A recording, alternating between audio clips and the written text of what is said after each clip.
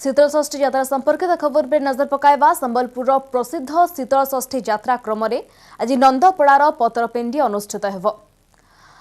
पुड़ा मोरपड़ा मुरबी सप्तऋषि बाजा ध्वजा सह कन्या अन्वेषण रे जाई निर्बंध कार्य संपन्न करिवे। सेपटे शीतलषष्ठी यात्रा पाई मोदीपड़ा जागेश्वर बाबा मंदिर प्रस्तुति जोरसोर चली। मंदिर को सफा सुतरा करा जायथिबा बेले मूर्ति एवं प्रज्ञापन मेढ़ कार्य मध्य शेष पर्यायर रे पहुंची।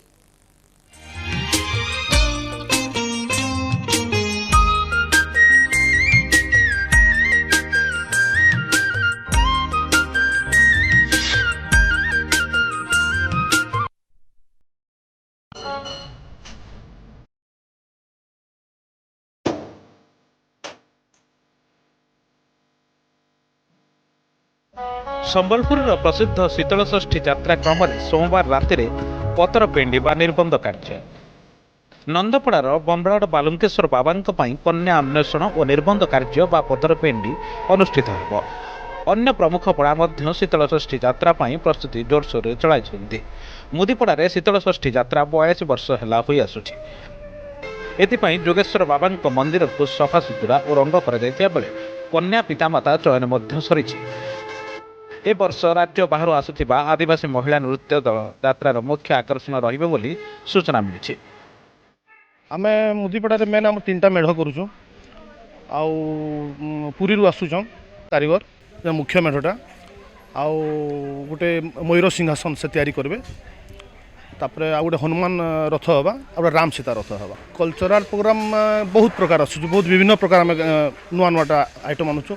आ मुख्य आकर्षण गोटे आम एथर रखीचु गोटे कलश नृत्य महिला कलश नृत्य गोटे आसुचन आउ सेटा बहुत बढ़िया हे बोल आम से आशा कर नुआ आसीजन से माने। यात्रा पाई आकर्षणीय पर्भा निर्माण चलता बेले प्रज्ञापन मेढ़ निर्माण में लगी कारीगर। मयूर सिंहासन थर हनुमान और सिंह मूर्ति ए वर्ष मुदीपड़ार मुख्य आकर्षण रहिबो बोली कहिसंती कारीगर।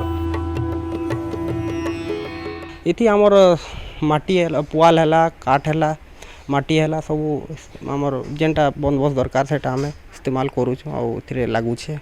मुदीपड़ा लगे आमर ये थर गोटे बनूचे आ हनुमान गोटे होचे आ गोटे सिंहटे होचे स्थानटा जेनटा माँकर जेन स्थान रे रही।